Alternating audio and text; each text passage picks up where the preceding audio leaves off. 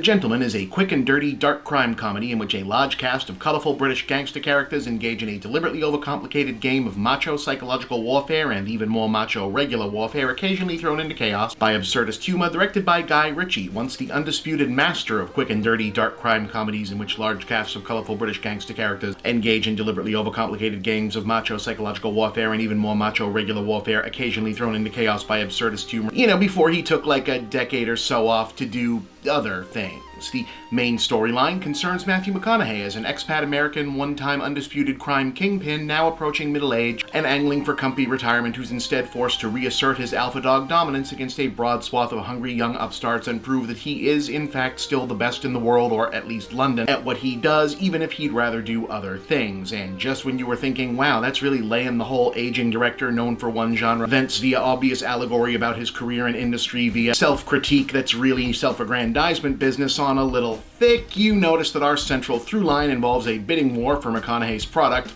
The MacGuffin here is a turf war for control of Britain's at this point still illegal domestic marijuana trade, for the record, by rival American, Jewish, and Chinese crime syndicates, and the narrative itself is relayed to the audience via Hugh Grant as London's sleaziest tabloid reporter. You can tell he had a lot of fun with that one. Who has impishly compressed his investigation into the events of the film into screenplay format for the benefit of Charlie Hunnam as McConaughey's no-nonsense underling whom he intends to blackmail. All of which sounds, let's face it, just way too cute by half and impressed with itself to be tolerable, I will admit. And yet, just as Matthew McConaughey is in fact perfectly cast as a bad guy protagonist whose megaton "I'm gonna get away with this" charm offensive clearly comes from how unashamedly, effortlessly smug he is about the fact that he's gonna get away with this,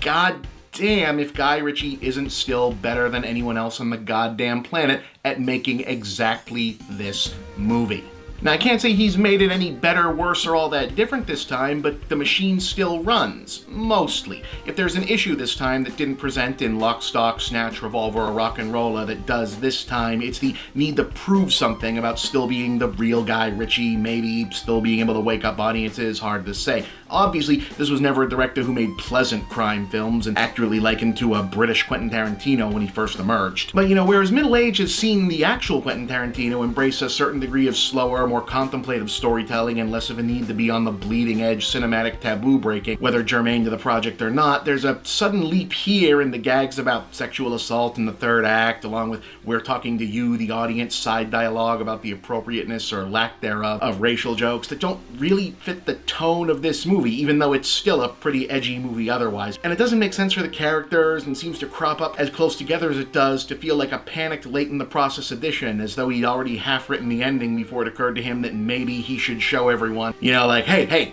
just because I made Aladdin recently doesn't mean I wasn't triggering the normies back before it was called that, alright? And it's kinda tiresome. Yet, in spite of those jarring false notes, a few of which are at least delivered funny, even if in context they don't work in the film, I honestly found this pretty damn entertaining overall for a movie the studio has barely promoted. You wouldn't necessarily think Matthew McConaughey as American Scarface in London as ideal casting, but it's definitely one of his most entertaining parts in a while. Hugh Grant makes an entire meal out of the scenery and then some. Henry Golding puts strong personality to the Chinese gangster villain on the unfortunate receiving end of a lot of the aforementioned not as ironically funny as the film thinks it is anachronistic racial humor, and Colin Farrell is a goddamn riot as this overly sincere MMA coach who gets roped into the plot almost by happenstance and turns in to fit in better than he thought he would. And while Ritchie's vision of the London underworld is as much a lad's club still as the title would suggest, Michelle Dockery leaves quite an impression as McConaughey's equally unflappable wife, and plus it was fun to hear half the theater, laughing like there was an inside joke I didn't get when she first showed up, when we realized, oh yeah, right, a lot of people do watch Downton Abbey. But the MVP turns out to be Charlie Hunnam as McConaughey's world's best middle manager of a right-hand man and the Gentleman's recipient of the "holy shit, Guy Ritchie knows an underutilized star talent when he sees one" blessing previously bestowed on Jason Statham and Mark Strong. It's kind of hard to describe exactly what he does here that works so well, apart from underplaying while everyone else is overplaying and being the first human male in the history of cinema to look almost acceptably presentable while sporting a podcaster beard. This is probably about as good as Hunnam's been in anything, and I'd include Sons of Anarchy.